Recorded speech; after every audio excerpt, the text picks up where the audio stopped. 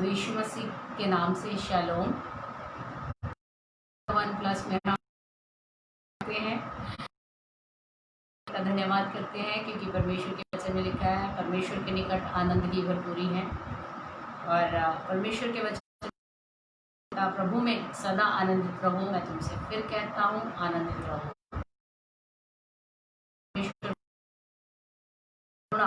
उसके लोगों पर सदैव बनी रहती है। तो जैसे कि आप जानते हैं, पिछले कई महीनों प्रभु की के वचन को सीख रहे हैं, परमेश्वर के वचन में चलने की कोशिश कर रहे हैं। तो जितने हमारे व्यूअर्स हैं, हम उन सबको प्रभु यीशु मसीह के नाम से एक बार फिर से शालोम कहते हैं। और आइए हम एक दुआ करेंगे और उसके बाद हम वचन में जाएंगे खुदावन के दास के द्वारा। आइए हम सब अपनी आंखों को बंद करेंगे और प्रार्थना में जाएंगे। धन्यवाद जीवित अनुग्रह, शुक्र करते हैं तेरे नाम की है। प्यारे प्रभु, तू महान है, तू भला है, तू करुणा की योग्य है, तू दया करने वाला परमेश्वर है। प्रभु जी, तेरी करुणा हम पर बनी हुई है प्रभु, उसके लिए तेरा धन्यवाद करते हैं। प्यारे प्रभु खुदावन खुदा परमेश्वर, प्रभु जी हम आपकी महिमा करते हैं। परमेश्वर, तूने हमसे प्रेम किया, हम आपका हमारे लिए अपने आप को कुर्बान कर दिया। परमेश्वर, तू कितना भला, कितना महान परमेश्वर। प्रभु जी तेरी जय जयकार करते हैं, तेरे नाम तेरी स्तुति करते हैं खुदावंदा। हालेलुया। प्यारे परमेश्वर प्रभु जी, खुदावन खुदा सच में योग्य तू है मेरे परमेश्वर प्रभु जी। और खुदावन खुदा धन्यवाद की योग्य तू है परमेश्वर, आदर की योग्य तू है मेरे परमेश्वर। खुदावन खुदा प्रभु जी, खुदावन खुदा परमेश्वर प्रभु यीशु राजा, खुदावन खुदा और अपनी दया से हमें भरने वाला परमेश्वर परमेश्वर करते हैं। जितने भी खुदावन खुदा प्रभु उन सबके ऊपर अपनी दया का हाथ रखे, उन सबको अपने खुदा अनुग्रह से भरे, उन सबको अपनी भरे और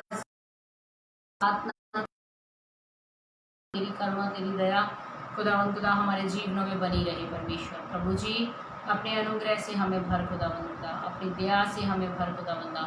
परमेश्वर प्रभु जी जब हम तेरे वचनों में जाते हैं खुदावन खुदा, तो परमेश्वर प्रभु जी तेरा आत्मा खुदावन खुदा हम में से हर एक से बात करे परमेश्वर, और इस मीटिंग को तू आगे ले चल खुदावंदा। प्रभु जी अपने अनुग्रह से, अपनी सच्चाई करुणा से भरकर हमें इस्तेमाल कर, प्रभु यीशु के नाम से आमीन।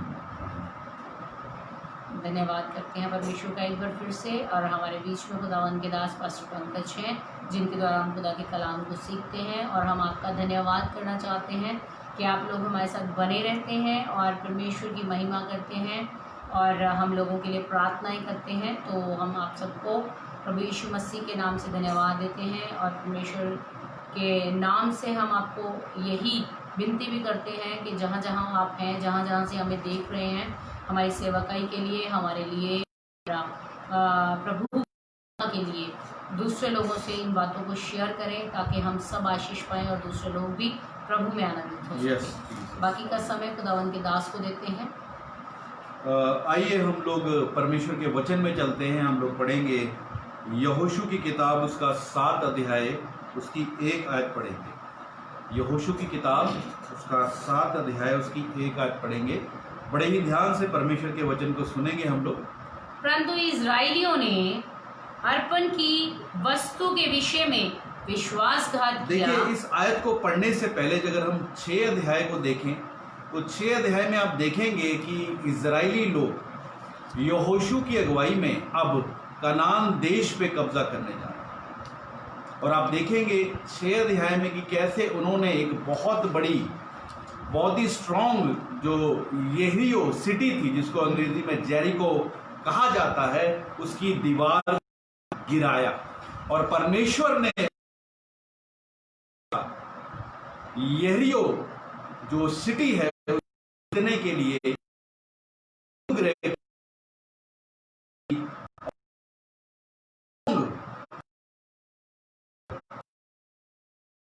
आसानी के साथ परमेश्वर के अनुग्रह के द्वारा और उसको हरा दिया। जीतते हुए जा रहे हैं। तो हम देख रहे हैं, यहाँ पर हम पढ़ेंगे 7 की 1 आयत पढ़ेंगे। क्या लिखा? परंतु इजराइलियों ने अर्पण की वस्तुओं के विषय विश्वास देखेंगे इजराइलियों ने अर्पण की वस्तु, यहां पे एक शब्द आया है अर्पण की वस्तु। अर्पण की जो वस्तु है, अर्पण का क्या मतलब है? अर्पण का मतलब है अलग किया हुआ, मतलब है अर्पण का मतलब है अभिषेक। वर्ड जो है वो सेम अर्पण ही है। जब हम अभिषेक वर्ड का इस्तेमाल करते हैं, मसा वर्ड का इस्तेमाल करते हैं, अनॉइंट इस्तेमाल करते हैं, मतलब है अलग किया हुआ। ठीक है, अलग किया हुआ, समर्पित किया हुआ। तो यहां पर हम देखें अर्पण की वस्तु, किस अर्पण की वस्तु? जो परमेश्वर के लिए अलग की गई थी, जो सिर्फ परमेश्वर के लिए चुनी गई थी, अनॉइंट की गई थी, अभिषेक की गई थी, उसके विषय क्या किया? विश्वासघात किया परमेश्वर के साथ। और आगे पढ़ेंगे क्या लिखा है? अर्थात यहूदा के गोत्र आकान, हाँ, जो वंशी जब्दी का पोता हाँ, और कर्मी का पुत्र था, उसने अर्पण की वस्तुओं में से कुछ ले लिया। हाँ, से कुछ ले लिया। यहां पर आकान का, आकान जो है उसने वस्तु है लिया के लिए अभिषेक किया गया, चुना गया, अर्पित किया गया, अर्पण किया गया, उसमें से उसने चोरी कर ली। अभी आगे पढ़ेंगे क्या हुआ। का कोप इजराइलियों पर भड़क उठा। इस कारण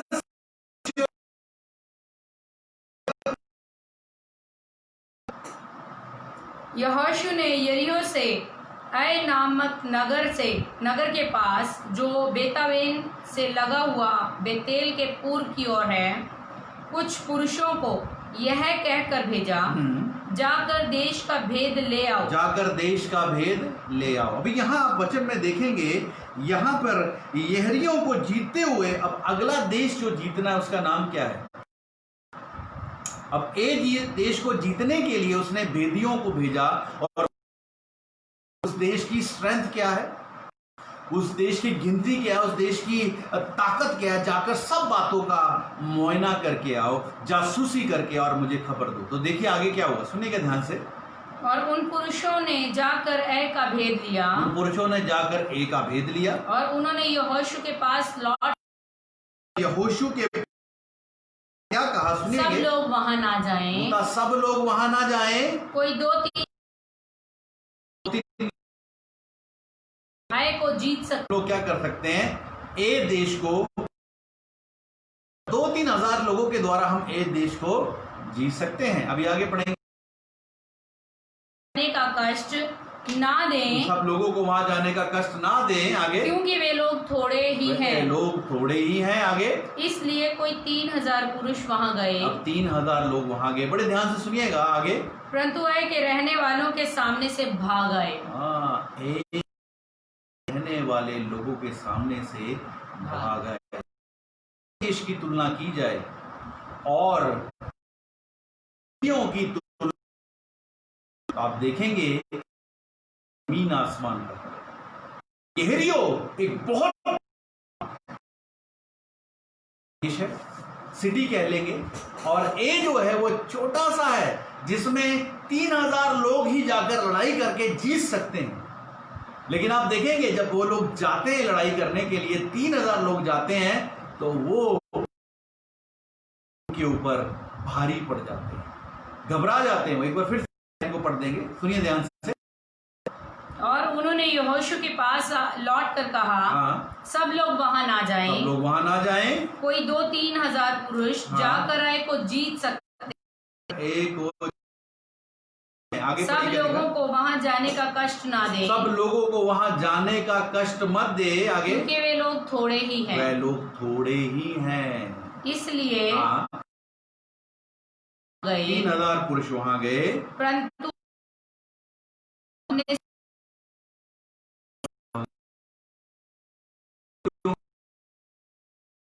छोटे से देश से वो क्या हो गए, हार गए। पढ़िए। तब ऐ के रहने वालों ने उनमें से कोई 36 पुरुष मार डाले। कितने पुरुष मार डाले? 36 पुरुष मार डाले। अब सुनिएगा ध्यान से आगे। और अपने फाटक से उनका पीछा करके उतराई में उनको मारते गए।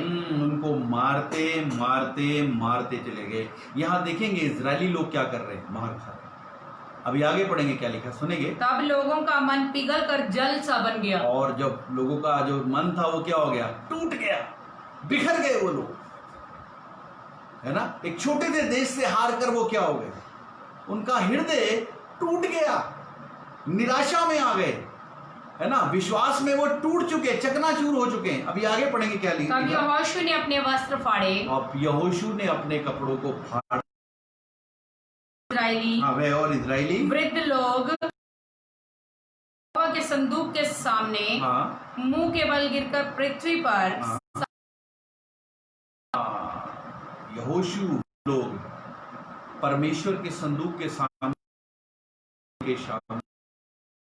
सुनिएगा ध्यान से, उन्होंने अपने सिर पर डाली। उन्होंने अपने सिर पर धूल डाली। आगे। और यहोशू ने कहा, हाय प्रभु यहोवा, हाय प्रभु यहोवा, गर्दन पार क्यों ले आया है। अब वो हाय हाय करने लगा। ठीक है, तो अभी जैसे कि ये प्रोग्राम को आप लाइव शेयर कर दें ताकि है ना, नीचे उसको क्लिक कर देंगे, व्हाट्सएप पे शेयर हो जाएगा, तो तुमसे लोग भी आशीष पाएंगे। आज का वचन आपके लिए बड़े ही ध्यान से वचन को सुनिएगा, थोड़ी देर वचन में बने रहें। आगे पढ़ें। तो क्या हुआ, जब उन्होंने परमेश्वर की दुहाई दी है, परमेश्वर के आगे चिल्लाए हैं, रोए हैं, तो क्या हुआ। यहोशू ने कहा, हाय प्रभु यहोवा, हाय प्रभु यहोवा, अपनी इस प्रजा को यरदन पार क्यों ले आया। क्यों ले आया। क्या हमें एमोरियों के वश में करके नष्ट करने के लिए ले आया है। भला होता कि हम संतोष करके यरदन के उस पार रह जाते। यरदन के उस पार ही रह जाते। सुनिएगा ध्यान से क्या। हाय प्रभु, जब इजराइलियों ने अपने शत्रुओं को पीठ दिखाई है। आगे पढ़ेंगे, फास्ट पढ़ेंगे थोड़ा सा। क्योंकि कनानी वर्ण इस देश के सब निवासी यह सुनकर हमको घेर लेंगे और हमारा नाम पृथ्वी पर से मिटा डालेंगे। हमारा नाम पृथ्वी पर से मिटा नाम के लिए क्या करेगा। आगे से कहा, सुनिए यहाँ पर परमेश्वर, पूरे इजरायली परमेश्वर के सामने गिर गए। तो ये देश से छोटे थे। अब परमेश्वर इनके विषय में क्या कह रहा है। बहुत से लोग प्रार्थना विषय दे रहे हैं, बोल रहे हैं हमारे लिए प्रार्थना करें, लेकिन अगर इस वचन को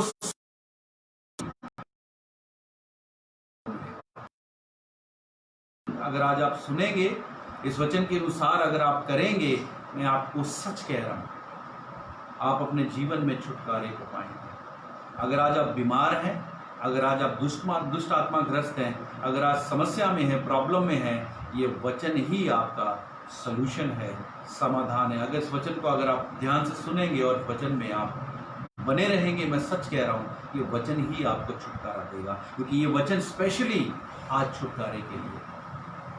ठीक है, तो यहाँ पर दुहाई दे रहे हैं, परमेश्वर का समय आ गया बोलने का। परमेश्वर बताता है उनको कि तुमने क्या गलती की। सुनिए ध्यान से। यहोवा ने यहोशू से कहा, उठ खड़ा हो जा। उठ खड़ा हो जा। तू क्यों इस भांति मुंह के बल पृथ्वी पर पड़ा है। पृथ्वी पर पड़ा है। आगे।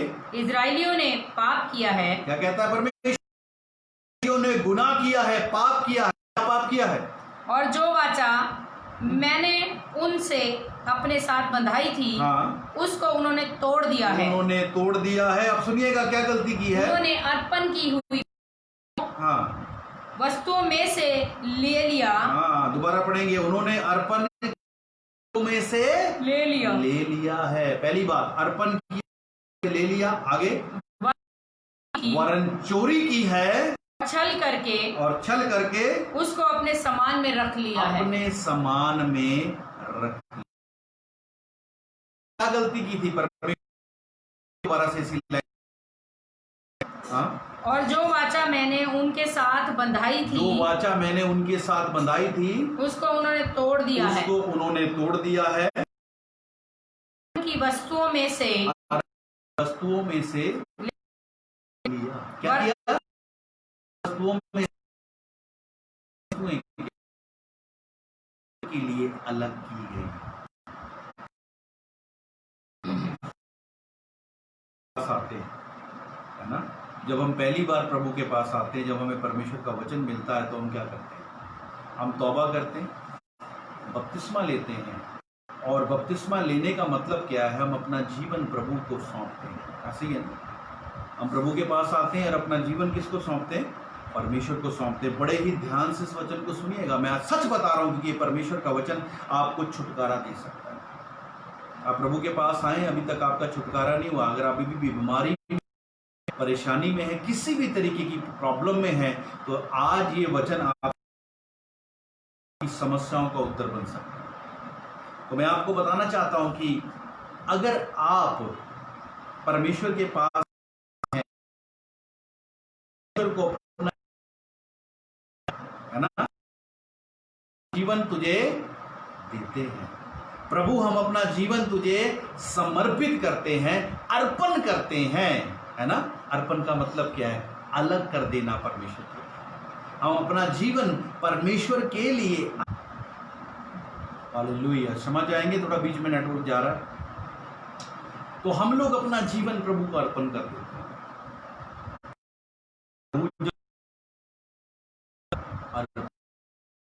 दे देते हैं सिर्फ आपके लिए, है ना? हमारा सब कुछ आपके लिए है। लेकिन समय हम लोग क्या करते हैं? हम अपना जीवन अपनी मर्जी से जीते हैं हम, लेकिन अर्पित करने के बाद फिर से हम प्रभु से अपना जीवन लेते हैं और हम अपने तरीके से जीवन जीना शुरू करते हैं। प्रभु के लिए प्रभु को नहीं देते, अपनी जिंदगी को प्रभु को नहीं देते। बोलते तो हैं प्रभु हमने आज से अर्पित कर दिया, प्रभु आपके लिए जिएंगे, लेकिन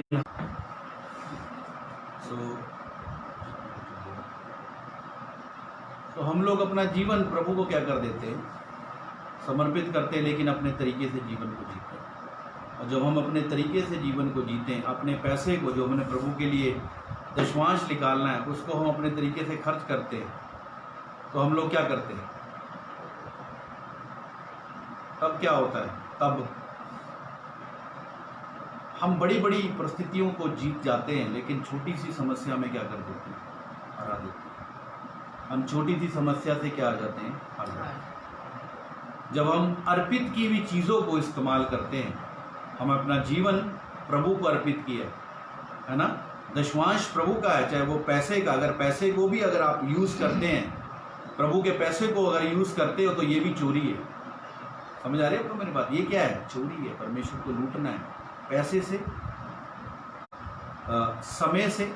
समय प्रभु का, हम समय प्रभु को नहीं देते, अर्पित किया हुआ समय प्रभु को नहीं देते, जिंदगी नहीं देते, तो क्या होता है? मैं बताना चाहता हूँ, तब शैतान हमारे जीवन में अटैक करता है ना?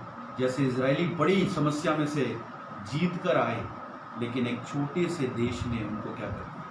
हरा दिया। तो ऐसे ही होता है, हम बड़ी बड़ी समस्याओं से जीत कर तो आते हैं, लेकिन छोटी सी समस्या हमें क्या कर देती है? हरा देती है। हम छोटी सी समस्या में हार जाते हैं, उसका एक ही कारण है, जैसा इजरायलियों के साथ हुआ, हमारे साथ भी होता है। तब होता है जब हम अर्पण की हुई वस्तुओं को क्या करते हैं? इस्तेमाल। क्या आज आपने अपना जीवन परमेश्वर को दिया है? क्या आज आपने अपना समय देने का वादा परमेश्वर के साथ किया? अपना पैसा, अपनी जिंदगी, आप किसके पीछे जा रहे हैं? अगर आप अपने तरीके से जीवन जी रहे हैं, आज मैं आपको बताना चाहता हूं, आपको कुछ हासिल होने वाला है। उल्टा शैतान आपकी जिंदगी में अटैक करेगा। आज कई लोग धन के पीछे भाग रहे हैं। आज कई लोग सोच रहे हैं कि इस नौकरी से, है ना, इस नौकरी में हमारा गुजारा नहीं होता, चलो हम कुछ ना कुछ बिजनेस करते हैं। हम बिजनेस में पूरा टाइम देते हैं, लेकिन जो समय परमेश्वर का है वो हम परमेश्वर को नहीं देते। मैं बताना चाहता हूँ ये शैतान की चालाकी है आपको समस्या में ट्रैप करने की, आपको परमेश्वर से दूर करने की। और वो जब प्रभु से आपको दूर करता है तब आप समस्या में आ जाते हैं। तो इसलिए याद करें जब आपने प्रभु से वादा किया था, प्रभु मैं अपना जीवन तुझे देता हूँ, प्रभु मैं अपना समय, अपनी जिंदगी, अपना रूह, अपनी जान, अपना मन आपको समर्पित करता हूँ, अर्पित करता हूँ। लेकिन फिर भी अर्पित करने के बाद हम लोग क्या करते हैं, अपने तरीके से जीवन जीते हैं, तो शैतान हमारे जिंदगी में अटैक करता है। देखिए, ध्यान से देखिए क्या लिखा है, हम पढ़ेंगे दोबारा से इस लाइन को पढ़ देंगे, 11 आयत पढ़ेंगे हम लोग, सुनेंगे ध्यान से। इजराइलियों ने यहोशू 7 की 11 देख रहे हैं हम लोग, पढ़िए। इजराइलियों ने पाप किया है, इजराइलियों ने पाप किया, इसीलिए वो ए देश से हार गए। और जो वाचा हाँ, मैंने उनसे अपने साथ बंधाई थी, मैंने उनके साथ बंधाई थी, उसको उन्होंने तोड़ दिया है। उन्होंने क्या किया है, तोड़ दिया है। आगे, उन्होंने अर्पण की हुई वस्तुओं में से ले लिया, अर्पण की वस्तुओं में से ले लिया है। हम लोगों ने जो अर्पण किया हम लोग खुदा से ले लेते हैं। हमने समय दिया खुदा को, हमने बोला प्रभु हम अपना समय तुझे देंगे। क्या करते हैं हम लोग, अपनी मर्जी से अपने तरीके से जीवन जीते हैं। और जब हम अपनी मर्जी और अपने तरीके से जीवन जीते हैं तो मैं आपको बताना चाहता हूं, आपने अर्पण की वस्तुओं में से ले लिया, आपने परमेश्वर के सामने गुनाह किया। इससे अच्छा आप देते ही, आप बोलते ही ना मुझ से। आपने अर्पण की वस्तुओं को क्या किया, ले लिया। अपना समय खुदा को देना बंद कर दिया, अपना दशवांश खुदा को देना बंद कर दिया, अपना जिंदगी प्रभु को देनी बंद कर दी और अपने तरीके से जीने लगे। अगर आप अपने तरीके से जीने लगेंगे तो शैतान आपकी जिंदगी में अटैक करेगा, है ना। वो छोटी सी समस्या आपके लिए बड़ी समस्या बन जाएगी और उस समस्या भागेंगे। जैसे इजरायली लोग भागना पड़ा, जैसे इजरायली लोगों को भागना पड़ा, मैं बताना चाहता हूं आपको भी भागना पड़ेगा। इसलिए याद रखिए, जो खुदा के साथ कमिटमेंट किया है, अर्पित किया है, समर्पित किया है, खुदा के लिए दिया है, उसको मत छूए। समझ आ रही है, खुदा को उस चीज को मत छुए। आपने अगर अपनी जिंदगी प्रभु के हाथों में दे दी है तो उसको अपने तरीके से मत जिए। अगर आप उसको अपने तरीके से जी रहे हैं तो इसका मतलब आप अपनी जिंदगी को छू कर चुरा रहे हैं। अगर ऐसा करेंगे तो क्या होगा, आप बीमारी में, आप दुष्ट आत्माओं में, आप समस्याओं में, आप प्रॉब्लम्स में जीवन बिताएंगे। याद करें जब आपने खुदा से वादा किया था, प्रभु मैं अपना समय, अपनी जिंदगी, अपना पैसा, अपना रूह, जान, जिस्म तुझे समर्पित करता हूँ, तुझे अर्पित करता हूँ। अर्पित का मतलब क्या, तेरे लिए अलग करता हूँ। और अलग करने के बाद आप क्या करने लगे, अपने तरीके से जिंदगी जीने लगे। तभी आज शैतान आपकी जिंदगी में काम कर रहा है, शैतान आपकी जिंदगी में जोरों से काम कर रहा है। आप कुछ भी करते हैं आपका काम नहीं बनता। आप बहुत एफर्ट करते हैं, चाहे आप बहुत प्रार्थनाएं करते हैं, है ना, चाहे आप 20-20 घंटे प्रार्थना करते हैं, 200-200 रोजे रखते हैं, आप खुदा के बड़े बड़े दासों से अपने सर पे हाथ भी रखा लेते हैं, लेकिन अगर आप अर्पित की वस्तुओं को अभी तक खुदा को नहीं लौटाएंगे, तौबा नहीं करेंगे, दोबारा से सही नहीं चलेंगे, तो कुछ ठीक होने वाला नहीं है। तो आज मैं आप लोगों को ये बात कहकर उत्साहित करना चाहता हूँ, जो कुछ खुदा को आपने सौंपा है ना, उसको मत छूएं। अगर आपने उन चीज़ों को छुआ है, यूज़ किया है, चाहे वो पैसा है, चाहे आपका समय है, चाहे आपकी ज़िंदगी है, अगर आपने उस चीज़ों को अपनी मर्जी से, अपने तरीके से इस्तेमाल किया है, तो खुदा के आगे तौबा करें। परमेश्वर आपको क्षमा करने वाला है और फिर से उस शैतान से, उस समस्या से, उस बीमारी, उस कर्जे, उस लड़ाई झगड़े से, उस कलेश से आपको निकालने वाला है। यहाँ पे परमेश्वर कहता है, उन्होंने मुझसे धोखा किया, मेरी चीज़ों में से चुराया है। आइए आज हम परमेश्वर के सामने क्षमा मांगे अपनी गलतियों का। और उसके बाद आप देखेंगे, जैसे ही उन्होंने अपनी गलतियों का इकरार किया, और इकरार करने के बाद आप घर पे इस 7 अध्याय को, यहोशू 7 अध्याय को जरूर पढ़िएगा। आप देखेंगे जब उन्होंने अपनी गलतियों को माना, है ना, और अपनी गलतियों को ठीक किया, सुधारा, तो परमेश्वर ने ए देश से क्या किया है, आज आपकी प्रॉब्लम से आप हारे हुए हैं, जीत नहीं पा रहे हैं, जिंदा परमेश्वर इजरायलियों के साथ था, लेकिन वो छोटे से देश से हार गए। आज मैं कहना चाहता हूं, जिंदा परमेश्वर आपके साथ है ना, लेकिन आप अपनी समस्या में, अपनी बीमारी में, अपनी प्रॉब्लम में, दुष्ट आत्माओं में, समस्याओं में अभी तक हार रहे हैं, हार चल रही है। तो जीतने का एक ही तरीका है, जो खुदा को अर्पित किया था आपने ले लिया है, उसको खुदा को वापस लौटाएं, रिपेंट करें, तौबा करें, परमेश्वर आपको माफ करेगा और आपको उस शैतान से, उस समस्या से जो छोटी सी थी आज बहुत बड़ी बन गई है, आपको विजय दिलाएगा। सो परमेश्वर आपसे प्रेम करता है। जब आप इस प्रोग्राम को लाइव देख रहे हैं तो प्लीज इस प्रोग्राम को शेयर कर दें ताकि दूसरे लोग भी आशीष पाएं। तो मैं आज आप लोगों को ये बात कहकर उत्साहित करना चाहता हूं, जो खुदा का है वो खुदा को है। चाहे वो धन है, चाहे वो समय है, जीवन है, चाहे आपका शरीर है, मन है, आत्मा है, खुदा को अर्पित किया है तो अपने तरीके से समझिए। परमेश्वर आपसे प्रेम करता है। प्रभु आपको आशीष दे। आइए हम लोग कुछ समय प्रार्थना में बिताएंगे और जैसे कि प्रेयर पॉइंट्स लोग भेज रहे थे, हम सबके लिए प्रार्थना करेंगे।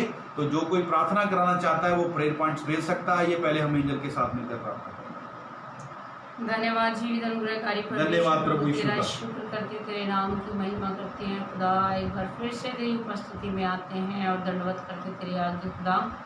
प्रभु यीशु हम प्रार्थना करते हैं खुदा परमेश्वर, प्रभु जी खुदा होने दे पिता, प्रभु तेरा अनुग्रह हम में बना रहे परमेश्वर। और सच में खुदा, हमने यदि अपना जीवन, यदि अपने पैसे, यदि अपना समय तेरे को हटाकर खुदा प्रभु अपनी ख्वाहिशों को दिया, प्रभु क्षमा कर खुदा। हालेलुया। तो कोई प्रार्थना विषय किसी का, तो हम प्रार्थना विषय लिख के दे सकता, हम आपके लिए प्रार्थना करेंगे। अगर किसी का प्रार्थना विषय तो वो प्रार्थना विषय दे सकता, हम आपके लिए प्रार्थना करेंगे। क्षमा चाहते हैं, आज नेटवर्क में बहुत दिक्कत है, नेटवर्क बार बार टूट रहा है, लेकिन इस वचन को आप ध्यान से सुनिएगा और इस वचन को आप सुनेंगे और ये वचन आपको आशीष देगा। अगर कोई प्रार्थना कराना चाहता नीतू संधू बहन के लिए परमेश्वर, प्रभु जी ये लिख रही हैं खुदा कि इनकी अच्छी हेल्थ के लिए प्रार्थना करें। प्रभु हम आपसे विनती करते हैं खुदा, अपनी बच्ची को सर से लेके पाँव के नाखून तक प्रभु छू ले खुदा, और अपनी चंगाई, अपनी शांति, अपना अनुग्रह दे खुदा, ताकि परमेश्वर प्रभु अच्छी हेल्थ पाके खुदा तेरी महिमा करें खुदा। जो कोई भी दिक्कत है वो यीशु के नाम से जाती रहे, और प्रभु अपने अनुग्रह में, अपने आनंद में अपनी बच्ची को चला यीशु के नाम से। और कोई किसी का प्रार्थना विषय तो वो बोल सकता है।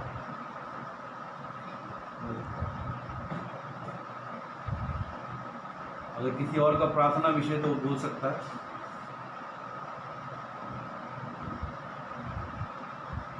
आइए हम लोग अंतिम प्रार्थना करके इस मीटिंग को खत्म करेंगे। आइए हम एंजल के साथ मिलकर प्रार्थना।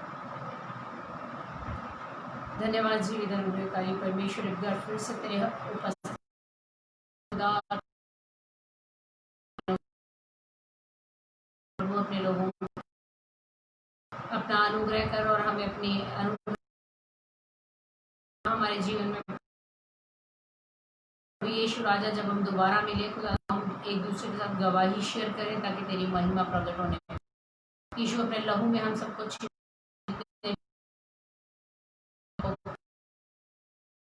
बात कर पवित्र आत्मा, और अपनी इच्छा को उन पर जाहिर कर, यीशु के नाम से मांगते हैं। प्रभु आप सबको आशीष दे, बरकत दे।